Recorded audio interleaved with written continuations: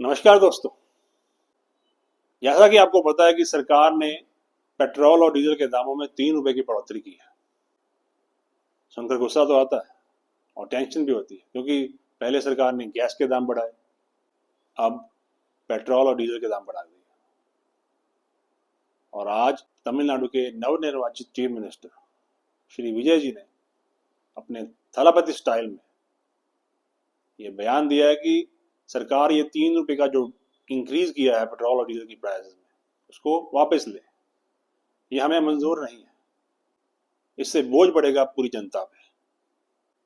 लेकिन सर, इस 3 रुपए की जो बढ़ोतरी हुई है उसके पीछे जो इकोनॉमिक्स है, उसका जो स्क्रीन प्ले है, उसको भी जरा समझ लेते हैं पहले। देखिए सर, रियल लाइफ में तो एक पंच मारो तो विलन हवा में उड़ जाता है, लेकिन रियल लाइफ में जब वेस्ट एशिया के संकट की वजह से कच्चे तेल का दाम $100 प्रति बैरल से भी ऊपर चला जाता है, तो पूरे विश्व की अर्थव्यवस्था बैठ जाती है। और आप कह रहे हैं कि ये 3 रुपए का रोल बैक कर लो। देखिए सर, हम तो पूरा का पूरा दाम कम कर देते, लेकिन ये ग्लोबल विलन को कौन रोकेगा?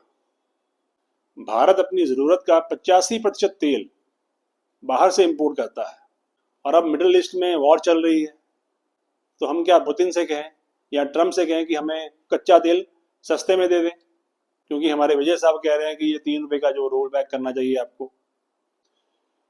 देखिए, वेस्ट एशिया में जो संकट चल रहा है, मिडिल ईस्ट में जो वॉर चल रही है, उसके चलते स्टेट ऑफ हॉर्मुज में जो नाकाबंदी की गई है, उसके चलते वहां से आने वाले जहाज़ों का जो रास्ता है वो असुरक्षित हो जाता है। जहाज़ों की जो इंश्योरेंस है वो महंगी हो जाती है, मार्केट में डर फैल जाता है, जिसकी वजह से जो कच्चा तेल पहले $69 प्रति बैरल मिलता था, उसके भाव आज $100 प्रति बैरल से भी ऊपर चले गए। देखिए, जो चीज भारत सरकार को महंगी मिल रही है वो आपको सस्ते में कैसे उपलब्ध करवा दे?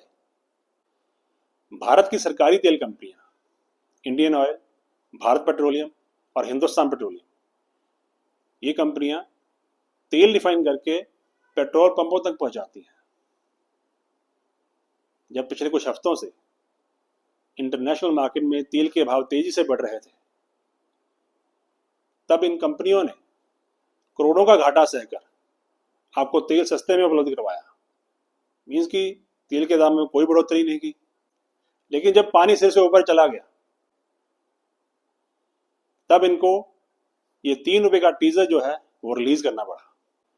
और विजय जी, रुपए में कमजोरी डॉलर के मुकाबले, ये भी एक बहुत बड़ा कारण है जिस वजह से ये जो इंक्रीज हुई है पेट्रोल और डीजल के प्राइसेस में, वो करनी पड़ी है। देखिए, आपको पता है कि इंटरनेशनल मार्केट में कच्चा तेल खरीदने के लिए जो पेमेंट है वो अमेरिकी डॉलर में करनी पड़ती है। और मान लीजिए कि अगर कच्चे तेल के दाम ना भी बढ़े, लेकिन अगर डॉलर ही महंगा हो जाए,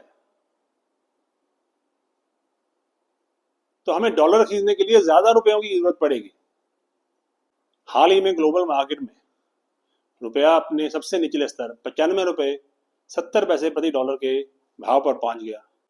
तो आप समझ ही सकते हैं कि देखिए, एक तरफ तो कच्चा तेल महंगा हो गया और दूसरी तरफ डॉलर महंगा हो गया। और आप बताएं कि अभी भारत सरकार क्या करे? इस डबल मार की वजह से भारत का जो इंपोर्ट बिल है वो बहुत ज्यादा बढ़ गया है। आने वाले दिनों में हो सकता है कि पेट्रोल और डीजल और भी थोड़ा महंगा हो जाए। और हाँ सर, सबसे पते की बात, भारत सरकार ने तो अपनी तरफ से 10 रुपए एक्साइज ड्यूटी कम करके पहले ही जनता को फर्स्ट डे फर्स्ट शो का डिस्काउंट पहले ही दे दिया था। अब असली ट्विस्ट तो आपके हाथ में है। अगर आप भी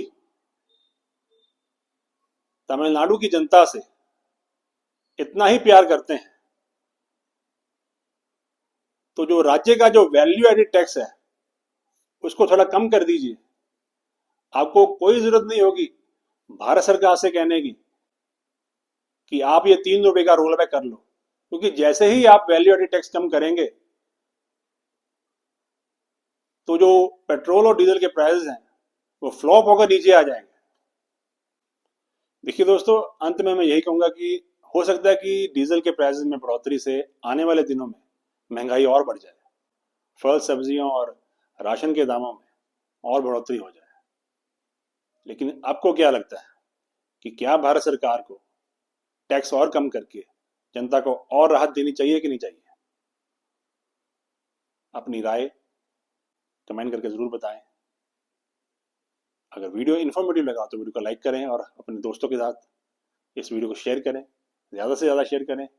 और हाँ, चैनल को सब्सक्राइब करना ना भूलें। मिलते हैं नए वीडियो में, तब तक के लिए जय हिंद, जय Bharat. Thanks for watching guys, thank you.